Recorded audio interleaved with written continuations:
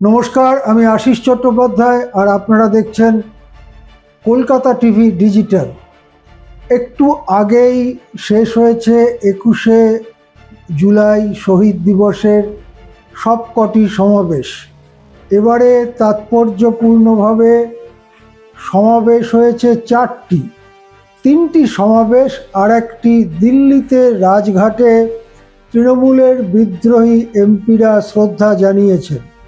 কলকাতায় অবশ্য দীর্ঘ বক্তৃতা করেছেন প্রাক্তন হয়ে যাওয়া মুখ্যমন্ত্রী মমতা বন্দ্যোপাধ্যায়।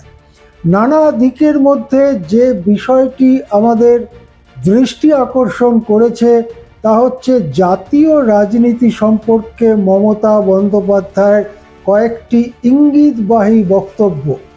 তিনি বেশ জোরের সঙ্গে বলেছেন যে ককরোচ জনতা পার্টি বা দেশের ছাত্র যুবরা যে আন্দোলন করছে সেই আন্দোলনকে তিনি সমর্থন করেন।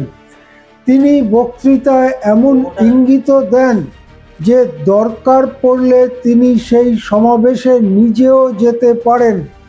তিনি বারবার বিরোধীদের ঐক্যের কথা উল্লেখ করেছেন এবং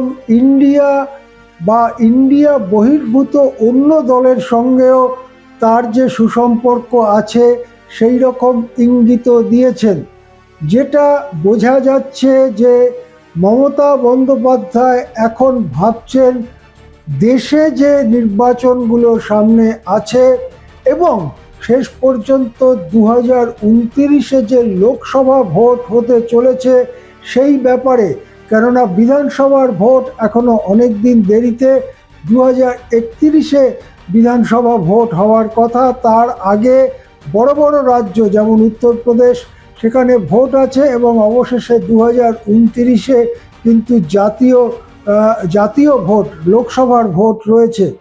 মমতা বন্দ্যোপাধ্যায় এই সব ব্যাপারে তার যে ভূমিকা, সিনিয়র নেত্রী হিসেবে জাতীয় স্তরে সিনিয়র নেত্রী, 15 বছরের মুখ্যমন্ত্রী ছিলেন তিনি, সেই হিসেবে তার যে প্রভাব আছে এবং তার যে অভিজ্ঞতা আছে তা কাজে লাগিয়ে জাতীয় রাজনীতির ব্যাপারে তিনি যে আরও সক্রিয় হতে চান সেটাই কিন্তু স্পষ্ট করেছেন আজকের বক্তৃতায়।